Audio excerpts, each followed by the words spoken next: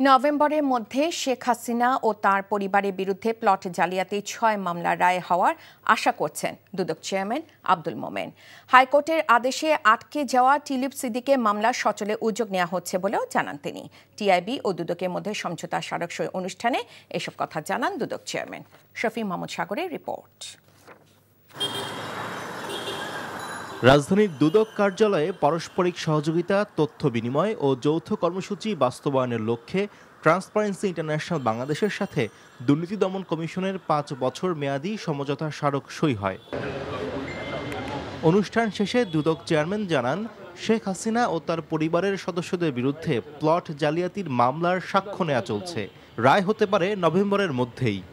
সাবেক প্রধানমন্ত্রী এবং তার পরিবারবর্গ নিয়ে যে মামলা, সেই মামলার আমাদের ৬টা মামলা চলমান অবস্থায় আছে এবং আমরা আশা করছি সাক্ষ্য গ্রহণ শেষে অক্টোবর শেষ দিকে কিংবা নভেম্বরের প্রথম দিকে আদালত যেটাই বিবেচনাযোগ্য মনে করেন সেরকম রায় এসে যাবে বলে আমাদের প্রত্যাশা।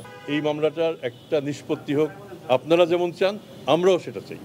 দুদককে দুর্নীতিমুক্ত করার প্রতি জোর দিয়ে আব্দুল মোমেন বলেন, নিজেরা দুর্নীতিতে যুক্ত থাকলে অন্যদের প্রশ্ন করার নৈতিক অবস্থান থাকে না। আগের মামলাও এখনো আছে, আমি অস্বীকার করছি না। আমরা চেষ্টা করে যাচ্ছি যত তাড়াতাড়ি সম্ভব এগুলি কমিয়ে নিয়ে আসা। প্রাতিষ্ঠানিক কর্মদক্ষতার সীমাবদ্ধতার স্বীকার করে দুদক চেয়ারম্যান জানান, ঝুলে থাকা মামলাগুলোর তদন্তের ব্যাপারে কাজ চলছে। বাংলাদেশ এবং আমাদের মিডিয়া। শফি মাহমুদ সাগর, এনটিভি নিউজ, ঢাকা। বান্ডেল থাকলে প্রতি সেনমানিতে টাকা বাঁচবে।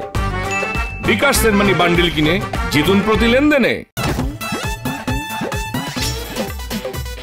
এতদিন শুনছি চান্দে অমাবস্যা লাগে, আজকে দেখলাম সূর্যে অমাবস্যা লাগে।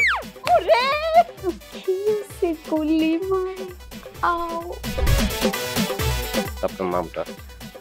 আমার নাম লাবণ্য। এটা ধরেন। এইটা কি? সোলেমানি আংটি। ভয় পেলে নাকি সিরিয়াস?